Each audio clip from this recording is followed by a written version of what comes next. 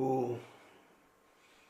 പരിശുദ്ധാത്മാവേ, പരിശുദ്ധ രാജകീയ ത്രിത്വമേ, ഞങ്ങളങ്ങേ ആരാധിക്കുന്നു, ഞങ്ങളങ്ങേ സ്തുതിക്കുന്നു. ഞങ്ങളിൽ വസിക്കുന്ന ത്രിത്വൈക ദൈവമേ, ദൈവത്വത്തിൻ്റെ പൂർണ്ണത മുഴുവനും ഞങ്ങളിൽ വസിക്കുന്നു. ഞങ്ങളിൽ വസിക്കുന്ന ത്രിത്വൈക ദൈവമേ, ഞങ്ങളങ്ങേ ആരാധിക്കുന്നു, ഞങ്ങളങ്ങേ മഹത്വപ്പെടുത്തുന്നു. സർവജ്ഞനായ ഭരണകർത്താവും അങ്ങയുടെ ഭവനത്തിൽ വസിക്കുന്നവരുടെ വിസ്മയനീയനായ പരിപാലകനും സകല നന്മകളുടെയും സകല സൗഭാഗ്യങ്ങളുടെയും ഉറവിടവുമായ ദൈവമേ, അങ്ങയുടെ സ്വഭാവത്തിനൊത്തവിധം ഞങ്ങളെ അനുഗ്രഹിക്കണമേ, ഞങ്ങളെ പരിപാലിക്കണമേ, ഞങ്ങളോട് കരുണയായിരിക്കണേ, ഞങ്ങളിൽ അങ്ങയുടെ കൃപാവരങ്ങൾ ചൊരിയണമേ, ഞങ്ങൾക്ക് പ്രാർത്ഥനാ ലഹരി നൽകണമേ. സ്നേഹമുള്ളവരെ, എല്ലാവർക്കും സ്വാഗതം. 374 ഈ മതബോധന പഠന കളരിയിലേക്ക് സ്വാഗതം. ലോകത്തിൻ്റെ നാനാഭാഗത്തു നിന്നും ഈ സുപ്രഭാതത്തിൽ, ഇത് വിയന്നയിൽ, ഓസ്ട്രിയയിലുള്ള വിയന്നയിൽ നിന്നാണ് ആദ്യത്തെ മണിക്കൂർ 12 മണിക്ക്, വെളുപ്പിന് 12 മണിക്ക് ആരംഭിക്കുന്നതാണ് ഈ ശുശ്രൂഷ. ഇതിൽ പങ്കുചേർന്നുകൊണ്ടിരിക്കുന്നത് ലോകത്തിൻ്റെ എല്ലാ ഭൂഖണ്ഡങ്ങളിൽ നിന്നും ഉള്ള മലയാളി മക്കളെ കർത്താവ് അവിടേക്ക് അയച്ചിരിക്കുന്ന വിത്തുകളാണ്. വിത്തുകൾ അവരെല്ലാവരും ഇതിൽ ഒരുമിച്ച് കൂടിയിരിക്കുന്നു. എല്ലാവർക്കും സ്വാഗതം. നമ്മൾ ഈശ്വര പ്രാർത്ഥനയോടെ ആരംഭിക്കുകയാണ്. ഈശ്വര പ്രാർത്ഥന, ഈശോ തന്നെ പ്രാർത്ഥിച്ച സങ്കീർത്തനം 49:9 മുതൽ 14 വരെയുള്ള ഭാഗമാണ് നമ്മളിപ്പോൾ പാടുന്നത്. അപ്പോൾ ഈ ഈശ്വര പ്രാർത്ഥന, ഈശോ ആണ് ഇവിടെ പ്രാർത്ഥന നയിക്കുന്നത്. ഈശോ ആണ് നമ്മളിലൂടെ പ്രാർത്ഥിക്കുന്നത്. ഈശോ ആണ് മഹാപുരോഹിതനും നിത്യപുരോഹിതനും നമ്മുടെ രക്ഷകനും, ദ ഓൺലി മീഡിയേറ്റർ. ആ കർത്താവ് നമ്മളിൽ വസിച്ചുകൊണ്ട് നമുക്ക് വേണ്ടിയും ലോകം മുഴുവനും വേണ്ടിയും പ്രാർത്ഥിക്കുന്നു. നമ്മൾ ആരംഭിക്കാൻ പോവുകയാണ്.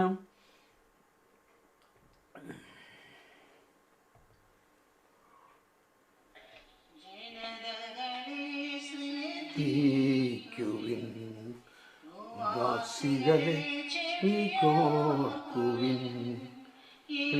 അവരും ഉന്നതരും ഇതരും പോലെ കേൾക്കട്ടെ. ജനതകളെ ശ്രദ്ധിക്കുവിൻ, വാസികളെ ചെവിയോർക്കുവിൻ. അവരും ഉന്നതരും ഇതരും ദരിദ്രരും ഒന്നുപോലെ കേൾക്കട്ടെ. ജീവിക്കാനോ പാതാളം കാണാതിരിക്കാനോ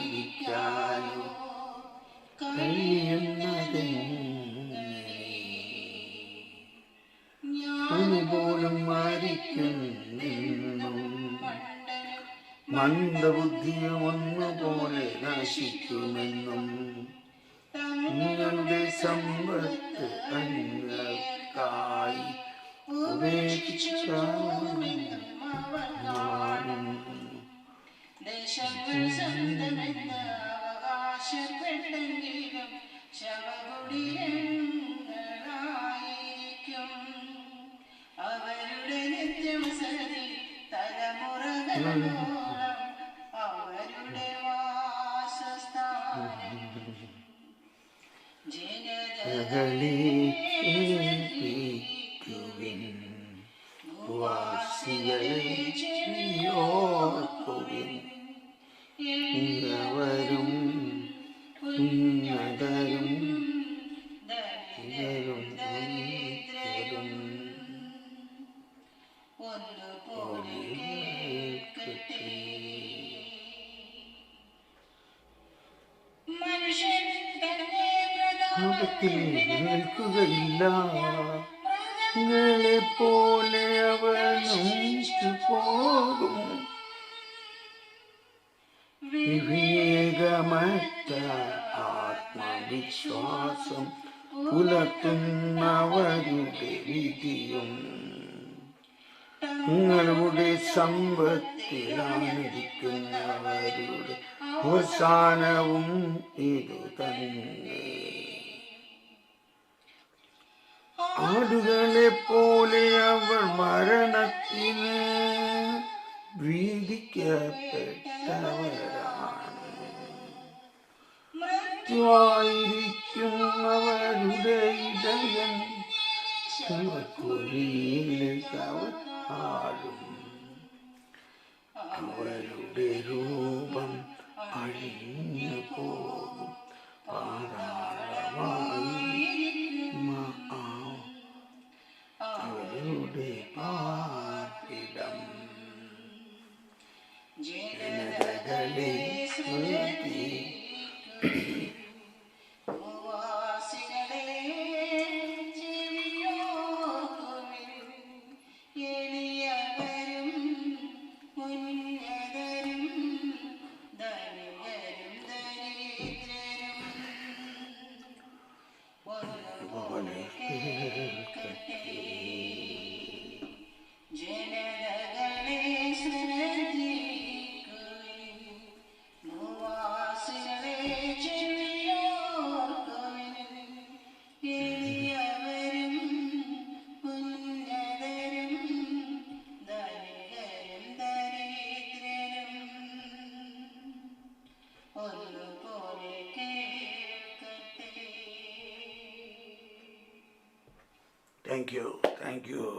താങ്ക് യു മേരി. ഈ സങ്കീർത്തനങ്ങൾക്ക് ഈണം കൊടുത്ത എല്ലാ ടീം അംഗങ്ങളെയും ഓർക്കുന്നു. നവോദയ, ജിജോ, ഷാജി, ജെസ്സി, ജെയിൻ, അവരെ പ്രത്യേകം ദൈവം അനുഗ്രഹിക്കട്ടെ. എന്ത് മനോഹരമാണ്! ഓ ദൈവമേ! നമ്മുടെ അടുത്തതായി ഇന്നത്തെ ഉദ്ധരണിയിലേക്ക് പ്രവേശിക്കാം. ഉദ്ധരണിയോട് പോയി. ഇന്നത്തെ ഉദ്ധരണി വിശുദ്ധ അഗസ്തീനോസിൻ്റെ ഒരു ചെറിയ ചിന്തയാണ്. ദൈവത്തെ ആരാധിക്കേണ്ടത് വിശ്വാസം, പ്രത്യാശ, സ്നേഹം എന്നിവയിലൂടെയാണ്. ദൈവത്തെ ആരാധിക്കേണ്ടത് വിശ്വാസം, പ്രത്യാശ, സ്നേഹം എന്നിവയിലൂടെയാണ്. Mediator Dei 47. Mediator Dei on the sacred liturgy. Mediator Dei എന്നത് പോപ്പ് പയസ് 12 മാർപ്പാപ്പ 1947 ഇന്ത്യക്ക് സ്വാതന്ത്ര്യം കിട്ടിയ വർഷം ഓർത്താൽ മതി. 1947 നൽകിയ ഒരു എൻസിക്ലിക്കലാണ്. Mediator between God and men and high priest who has gone before us into heaven, Jesus the Son of God, quite clearly had one aim in view when we undertook the mission of mercy, which was to endow mankind with the rich blessing of supernatural grace. Sin had disturbed the right relationship between man and his Creator. The Son of God would restore it. That's it. First sentence of this encyclical. ഈ ചാക്രിക ലേഖനത്തിൻ്റെ ആദ്യത്തെ sentence. സാരാംശത്തിൽ അതിൽ 47ാമത്തെ ഖണ്ഡികയിൽ വിശുദ്ധ അഗസ്തീനോസിനെ ഉദ്ധരിച്ചുകൊണ്ട് പിതാവ് ഉദ്ധരണിയിലൂടെ ദൈവാരാധന, ദൈവത്തെ ആരാധിക്കേണ്ടത് വിശ്വാസം, പ്രത്യാശ, സ്നേഹം എന്നിവയിലൂടെയാണ്. വാസ്തവത്തിൽ എനിക്ക് അത്ഭുതം തോന്നുകയാണ്. ഇന്ന് നമ്മൾ വീണ്ടും നമ്മുടെ പ്രാർത്ഥനാ പരിശീലനത്തിലാണ് ഇന്ന് നമ്മൾ ചെയ്യാൻ പോകുന്നത്. മിക്കവാറും ഈ വിഷയം തന്നെ ആകാനാണ് സാധ്യത. പ്രാർത്ഥനാ പരിശീലനം, കോൺടെംപ്ലേറ്ററി പ്രെയർ. നമ്മൾ ഈ 2 ദിവസത്തെ പ്രാർത്ഥനാ പരിശീലനത്തിലൂടെ വളരെ പേർ പങ്കുവച്ചു ഇത് വളരെ വളരെ ഉപകാരപ്രദമായിരിക്കുന്നു എന്ന്. അതുകൊണ്ട് ഒരുപക്ഷേ എല്ലാവരും ആ ആശയമല്ലായിരിക്കാം, എങ്കിലും നമ്മൾ ആ ആശയമല്ലാത്തവർ ഇതിനുവേണ്ടി നിങ്ങളങ്ങ് വിട്ടുകൊടുക്കൂ. നമ്മൾ പ്രാർത്ഥിക്കാൻ പഠിച്ചാൽ ജയിച്ചു. ജയിച്ചു ജയിച്ചു ജയിച്ചു പ്രാർത്ഥിക്കാൻ പഠിച്ചാൽ ജയിച്ചു. എൻ്റെ അകത്ത് മുഴുവനും ഓടിക്കൊണ്ടിരിക്കുന്നത് മറ്റൊരു സങ്കീർത്തനമാണ്. 46-ാം സങ്കീർത്തനം. ദൈവമാണ് നമ്മുടെ അഭയവും ശക്തിയും, കഷ്ടതകളിൽ അവിടുന്ന് സുനിശ്ചിതമായ തുണയാണ്. അതാണ് പ്രാർത്ഥിക്കാൻ പഠിച്ചാൽ. അത് കഴിഞ്ഞിട്ട് പറയാണ്, ശാന്തമാകുക, ഞാൻ ദൈവമാണെന്നറിയുക. അതാണ് പ്രാർത്ഥിക്കാൻ പഠിച്ചാൽ. എത്ര വലിയ കഷ്ടതകളും ഭൂമി ഇളകി മറിഞ്ഞാൽ, ഭൂമി പർവ്വതങ്ങൾ പിളർന്നാലും, കടൽ ഇളകി മറിഞ്ഞാലും, പർവ്വതങ്ങൾ കടലിൽ പതിച്ചാലും, അത് നമ്മുടെ ജീവിതത്തിൻ്റെ അവസ്ഥയാണ്. നമുക്കൊന്നും കുലുക്കമുണ്ടാവില്ല. ആമേൻ, ആമേൻ. നിന്നിൽ ഞാനും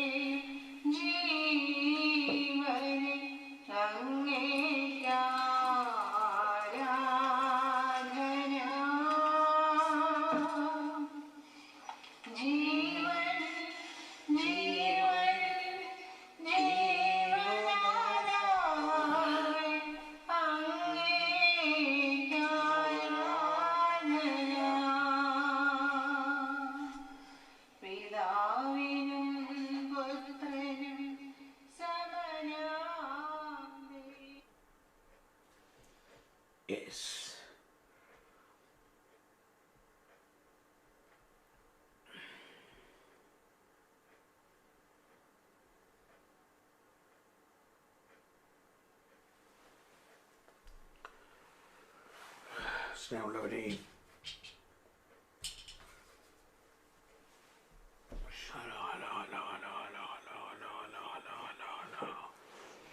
നമ്മൾ വീണ്ടും കോൺടെംപ്ലേഷൻ, ധ്യാനയോഗ പ്രാർത്ഥനയുടെ അടുത്ത പടിയിലേക്ക് കയറുകയാണ്. എൻ്റെ പിതാവിൻ്റെ ഭവനത്തിൽ അനേകം വാസസ്ഥലങ്ങളുണ്ട്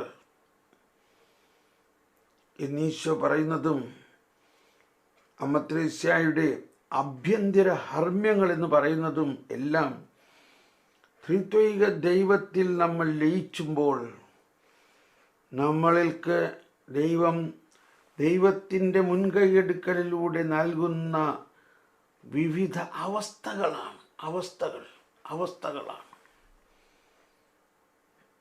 അവിടെ ആ ത്രിത്വൈകാത്മകതയിലേക്ക് ലയിച്ചു കഴിഞ്ഞാൽ പിന്നെ നമ്മളൊന്നും ചെയ്യണ്ട, അവിടെ നിന്നെല്ലാം ചെയ്യും. നമ്മൾ ഇന്നലെ വിശുദ്ധ യോഹന്നാൻ ക്രൂസിൻ്റെ ആ ഉദ്ധരണിയിൽ മനസ്സിലാക്കി, ഒരു പാസീവ്, നമ്മളുടെ ആക്റ്റീവല്ല, പാസീവ്. ദൈവം അവിടെ പ്രവർത്തിക്കുന്നു. പരിശുദ്ധാത്മാവിൻ്റെ ആ സ്നേഹാഗ്നി ജ്വാല നമ്മളെ അങ്ങ് ത്രിത്വാത്മകതയിൽ ലയിപ്പിക്കുന്നതിന് വേണ്ട എല്ലാ വിശുദ്ധിയിലേക്കും നമ്മളെ നയിക്കുന്നതിന് പരിശുദ്ധാത്മാവ് നമ്മുടെ ആത്മാവിനെ ശുദ്ധീകരിക്കുകയും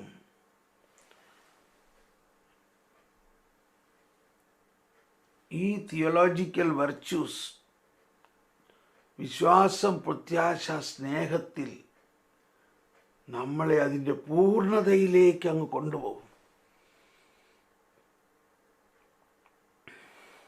അതാണ് എഫേസോസ് 3:17 പറയുന്നത്, ദൈവത്തിൻ്റെ സ്നേഹത്തിൻ്റെ ആഴവും നീളവും ഉയരവും വീതിയും അറിയുവാനും ദൈവത്തിൻ്റെ സമ്പൂർണതയാൽ പൂരിതരാകാനും ഇടയാകട്ടെ.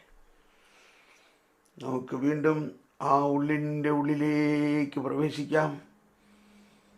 നമ്മുടെ ആത്മാവിൻ്റെ ഉള്ളിലേക്ക് വെല്ലുമ്പോൾ അവിടെ ത്രിത്വൈക ദൈവത്തിൻ്റെ സഹവാസത്തിലാണ് നമ്മൾ ഇന്നലെ അവിടം വരെ നമ്മൾ ചെന്നു. നമ്മൾ ഈശോയിൽ ചെന്നു. ഈശോയിൽ നിന്നും ഈശോയുടെ സ്നേഹത്തിൻ്റെ ആ അത്യഗാധമായ വാത്സല്യം കൊണ്ട് നമ്മളെ പുലുകി, നമ്മളെ ആലിംഗനം ചെയ്തു.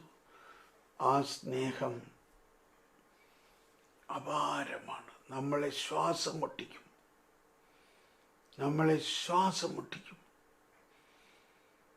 അവിടെയാണ് നിന്നിൽ ഞാനുമേ എന്നിൽ നീ ഇങ്ങനെ നാം.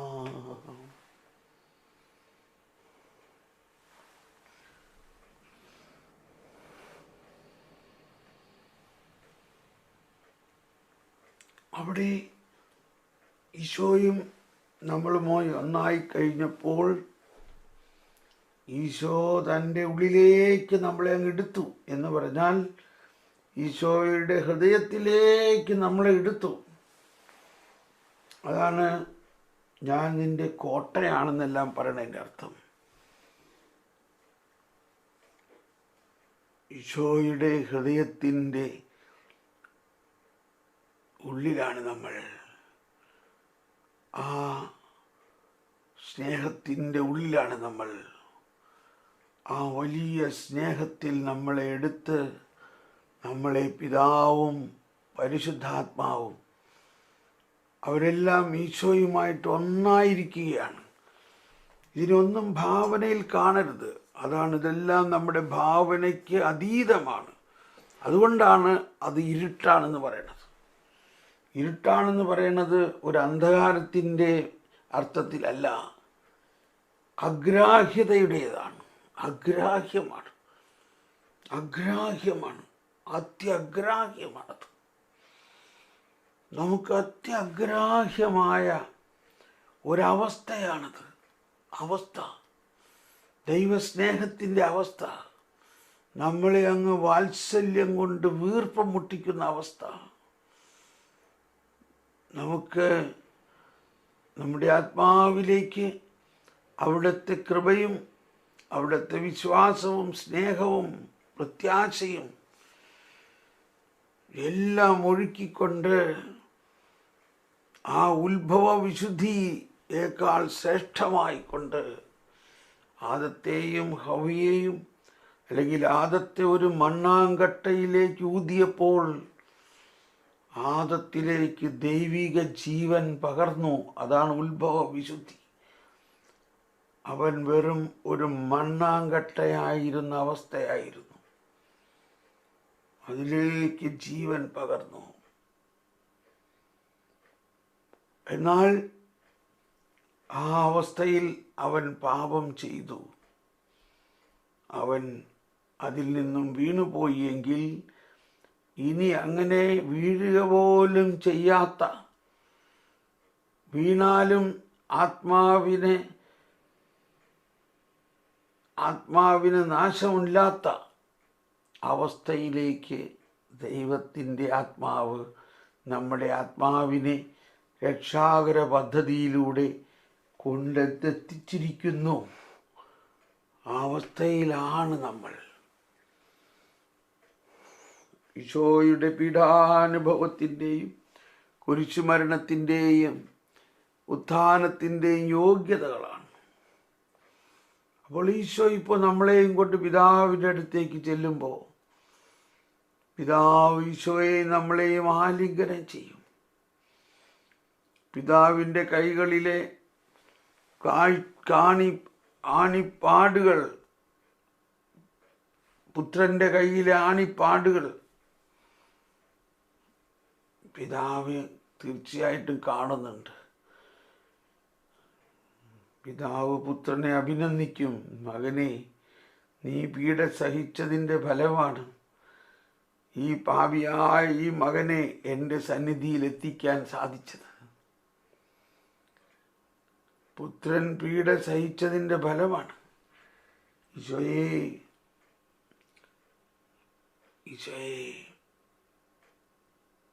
ഇവിടെ നമ്മൾ സത്യമറിയുന്നു. പിതാവിൻ്റെ അടുത്തേക്ക് നമ്മളെ കൊണ്ടു ചെല്ലാൻ പുത്രൻ അനുഭവിച്ച പീഡകൾ ആവശ്യമായിരുന്നു.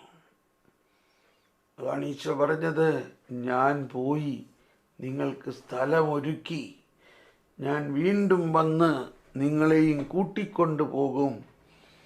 ഞാനായിരിക്കുന്നിടത്ത് നിങ്ങളുമായിരിക്കാൻ വേണ്ടി കൂട്ടിക്കൊണ്ടുപോകണം.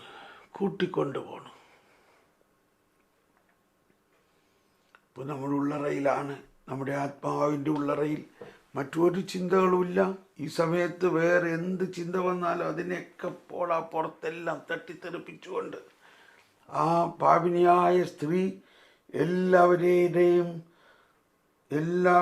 പ്രതിബന്ധങ്ങളും മാറ്റിക്കൊണ്ട് അവൾ ഈശോയുടെ അടുത്ത് ചെന്നെത്തിയ പോലെ നമ്മൾ മറ്റെല്ലാ പ്രതിബന്ധങ്ങളെയും വെട്ടിച്ച് അവയെല്ലാം തെറിപ്പിച്ച് എനിക്ക് യേശുവിനെ കാണണം.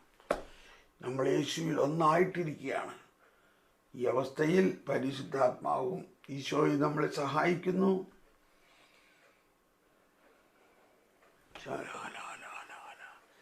വലിയ ഒരാത്മ ലയനമാണ്.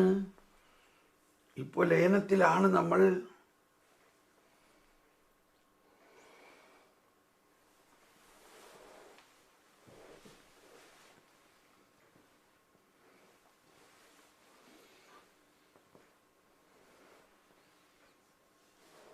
ഈ ലയനാവസ്ഥയിൽ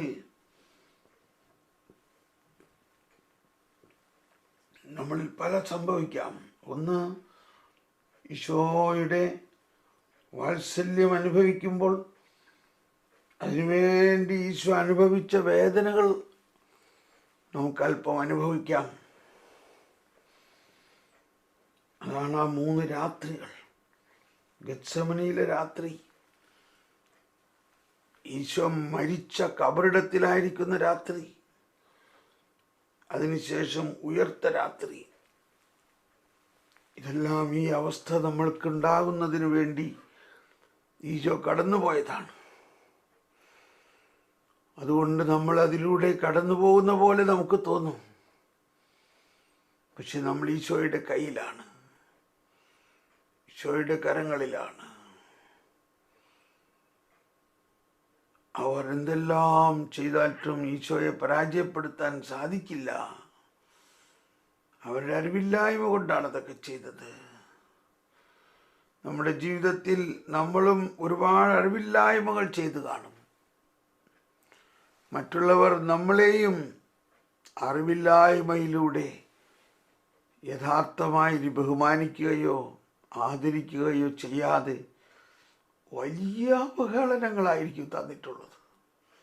വലിയ അവഹേളനങ്ങൾ. എന്നാൽ ഇപ്പോൾ നമ്മൾ ആ അവഹേളനങ്ങളെ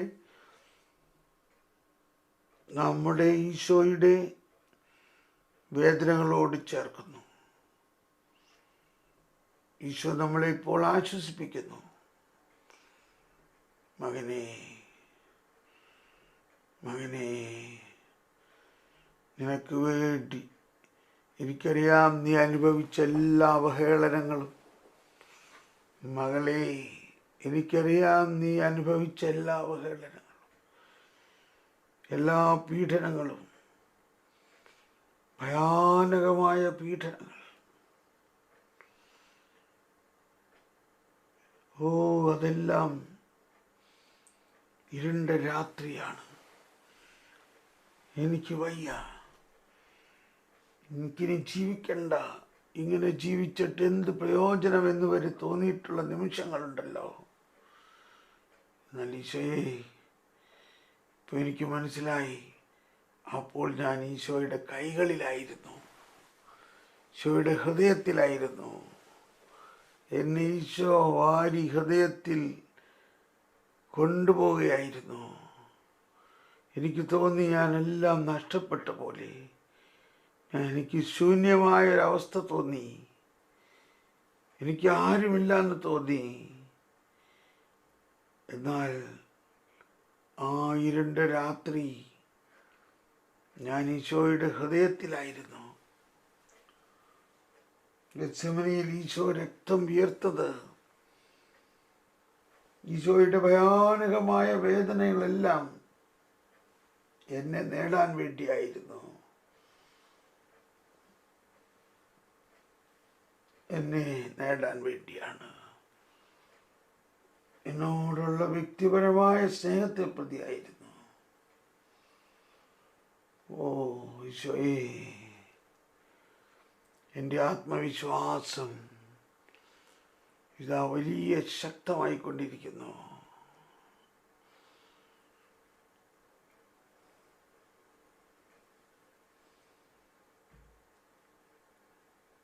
അവർ ഈശോയെ നഗ്നനാക്കി, അവഹേളിച്ചു, കുരിശിൽ തറച്ചു. ഭയാനകമായ അവസ്ഥ. എന്നാൽ ആ അവസ്ഥയുടെ അവസാനം പാറയിൽ നിന്നും വെള്ളമൊഴുകി, എൻ്റെ ഹൃദയത്തിൽ നിന്നും രക്തവും ജലവും ഒഴുകി. ലോകം മുഴുവനും വേണ്ടിയുള്ള എൻ്റെ പീഡാനുഭവത്തിൻ്റെ വലിയ ഉത്തരമാണ് ഞാൻ നേടി. ഞാൻ എല്ലാവരെയും നേടി. എന്നാൽ അത് ലോകം അറിയുന്നേ ഉള്ളൂ. ലോകം സാവധാനം അറിയും.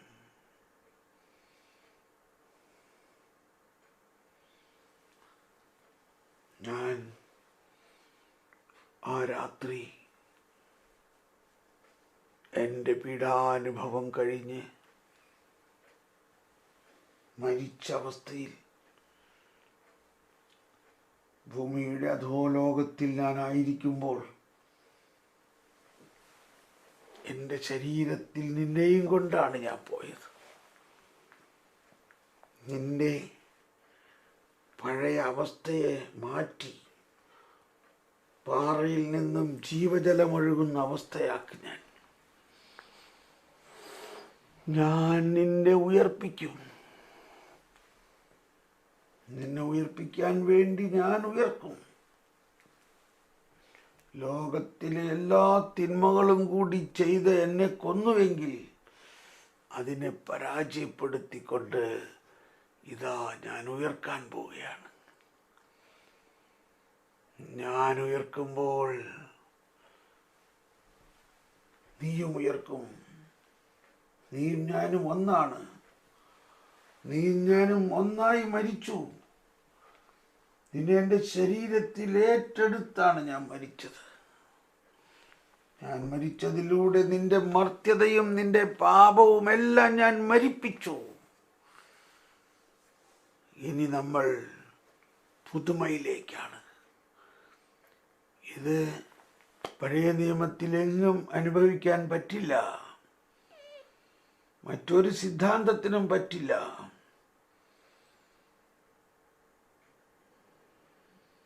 വിശ്വസിക്കൂ. ഈ രണ്ടാമത്തെ രാത്രി നിന്നെ ഞാൻ എൻ്റെ ശരീരത്തിൽ എൻ്റെ കബറിടത്തിൻ്റെ ഉള്ളിൽ എന്നോടൊപ്പം മരിപ്പിച്ച രാത്രിയാണ്. മരിപ്പിച്ചു. ഇനി ഞാൻ നിനക്ക് പുതുജീവൻ നൽകുന്ന രാത്രിയാണ്. അതിൻ്റെ പ്രവൃത്തി ആരംഭിച്ചു. വചനം തന്നെയാണ് ആരംഭം. അരുളി ചെയ്ത പോലെ കർത്താവ് ഉയർത്തെഴുന്നേറ്റു.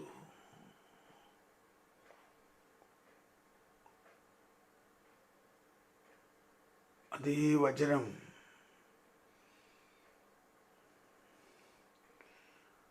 ഉയർത്തെഴുന്നേറ്റ ഈശോ നമ്മളെ ഉയർപ്പിക്കുന്ന അവസ്ഥ. നമ്മളെ ഉയർപ്പിക്കണ്ട. യേശു ഉയർത്തപ്പോൾ നമ്മളും ഈശോയുടെ കൂടെ ഉയർത്തു. വിശ്വസിക്കുവിൻ. കാരണം നമ്മൾ ഈശോയോട് കൂടെ ജനിച്ചു, ഈശോയോട് കൂടെ മരിച്ചു. ഇപ്പോൾ ഈശോയോട് കൂടെ ഉയർക്കുന്നു. ഇനി ഈശോ ഈ അവസ്ഥയിൽ പാതാള സന്ദർശനത്തിലേക്ക് പോയി. ആദവും ഹവ്വയെയും പിതാക്കന്മാരുടെ അടുത്തേക്ക് പാതാളത്തിലേക്ക് ചെന്ന് വലിയ സന്തോഷത്തോടെ ഒരുമിച്ച് പാടി, സർവാധിപനാം കർത്താവേ. ഈശോയെ, ഞാൻ വിശ്വസിക്കുന്ന കർത്താവേ. അതിനുശേഷം ഈശോയുടെ മൂന്നാമത്തെ രാത്രി, ഉയർപ്പിന്റെ രാത്രി. ആ ഉയർപ്പിന്റെ രാത്രിയിൽ ദൈവമേ, നീ പരിശുദ്ധനാകുന്നു. മരണമില്ലാത്തവനേ,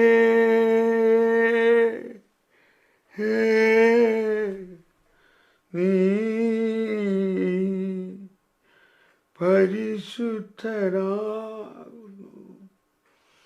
ഞങ്ങൾക്ക് വേണ്ടി ക്രൂശിക്കപ്പെട്ടവനേ, നീ പരിശുദ്ധനാകുന്നു. ഈശോയേ, മരണമില്ലാത്തവനായ ദൈവം ഇതാ പുതുജീവൻ നൽകിക്കൊണ്ട്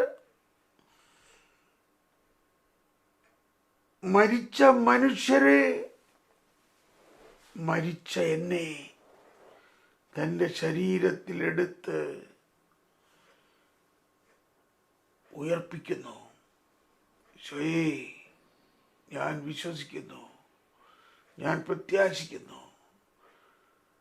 ഈ വലിയ രഹസ്യത്തിൽ ഈ മൂന്ന്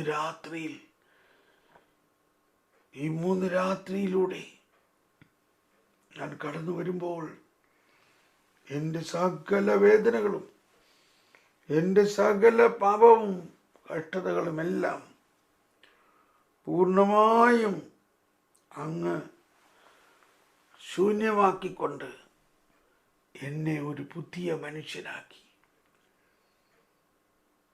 ഓ ഈശോയേ,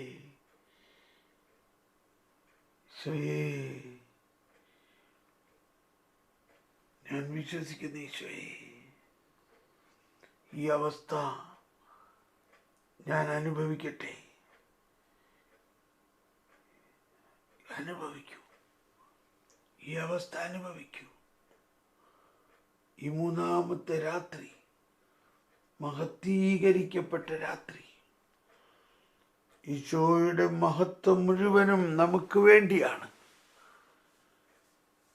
പാപിയായ മനുഷ്യനെ ഈശോ തന്നെ പോലെ തൻ്റെ സാദൃശ്യത്തോട് അനുരൂപപ്പെടുത്തി ഈശോയെ പോലെ തന്നെ ആക്കി.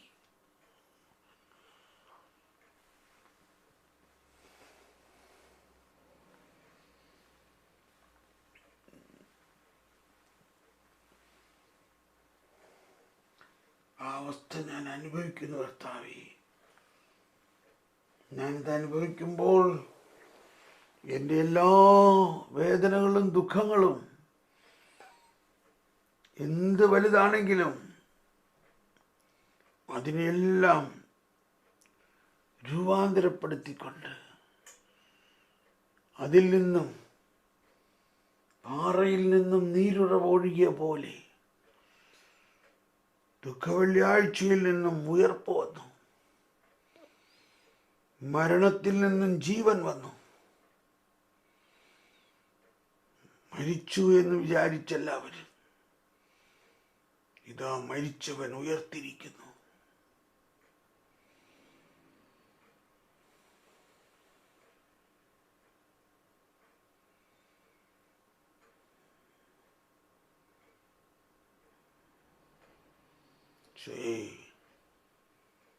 ഓ ഈശോയെ,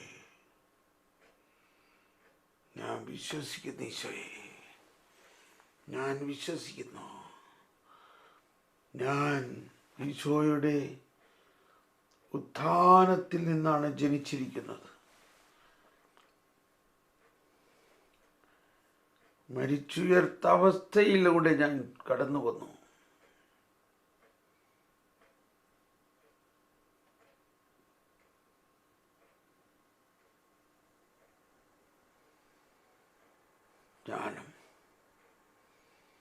ജ്ഞാനം നൽകണേ. ഓ, ഈ രഹസ്യങ്ങൾ ഉൾക്കൊള്ളാൻ ജ്ഞാനം നൽകണേ.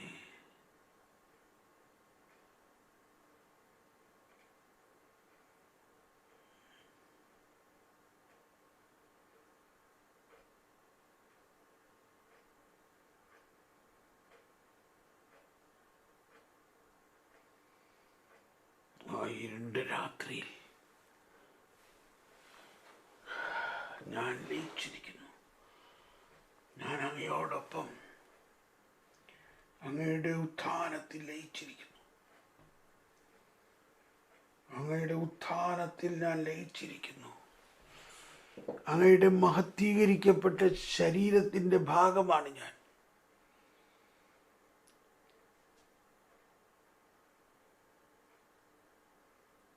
എന്നെ അതിൽ നിന്ന് അകറ്റാൻ ആർക്കും സാധ്യമല്ല.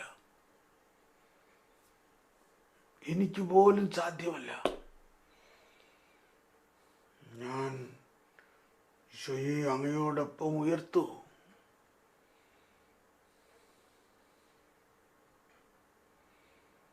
ഈശോയെ, ഞങ്ങൾ ചെയ്തല്ലോ. ഞാൻ പോയി നിങ്ങൾക്ക് സ്ഥലമൊരുക്കി. ഞാനായിരിക്കുന്നിടത്ത് നിങ്ങളുമായിരിക്കാൻ ഞാൻ വീണ്ടും വരും.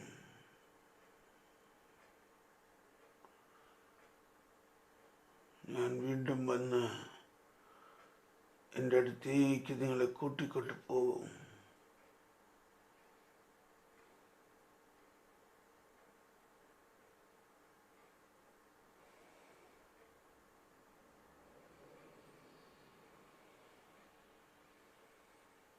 ഇങ്ങനെ ലയിച്ചിരിക്കുക.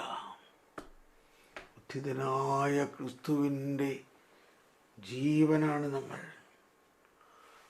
ഈശോയുടെ ഉത്ഥാനത്തിലൂടെ നമുക്ക് പുതുജീവൻ നൽകിക്കഴിഞ്ഞു. ഈശോയുടെ മഹത്വീകരിക്കപ്പെട്ട അവസ്ഥയിലൂടെ നമ്മളെ കൊണ്ടുപോയി.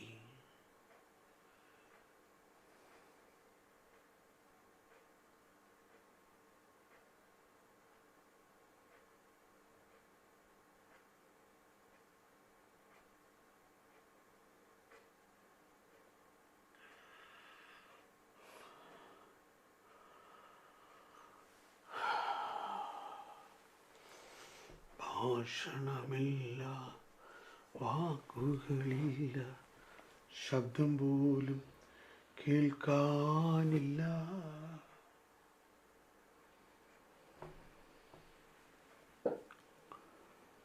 ഉത്ഥാനം.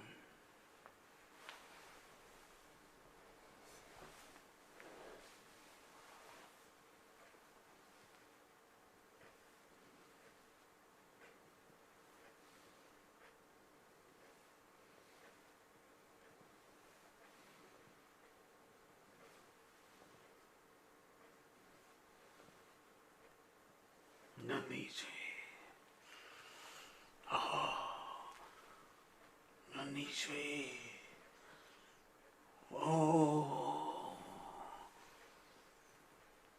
നമ്മുടെ ആത്മാവിലേക്ക് ഉയർപ്പിൻ്റെ ആത്മാവ് തുളച്ചു കയറുന്നു.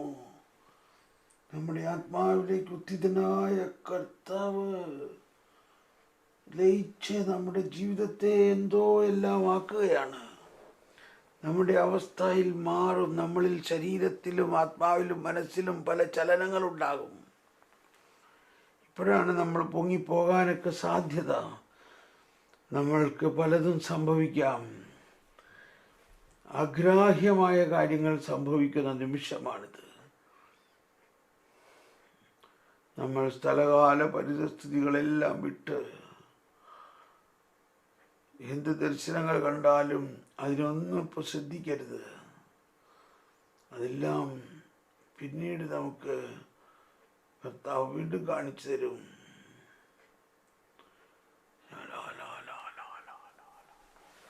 ഇപ്പോൾ ഈ അവസ്ഥ, ഈ സ്വർഗീയ അവസ്ഥ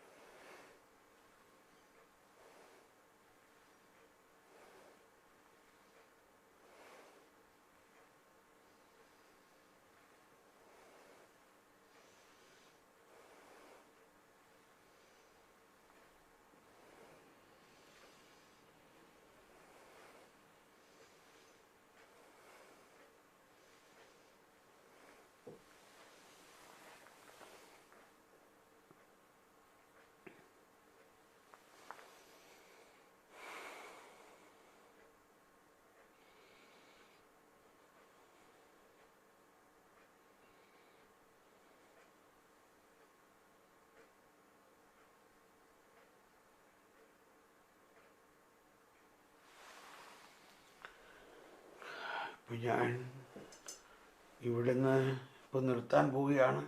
പക്ഷെ നിങ്ങളിത് തുടരൂ, നിങ്ങളിത് തുടർന്നോളൂ. ആത്മാവ് നിങ്ങളെ നയിക്കുന്ന മാതിരി തുടർന്നോളൂ.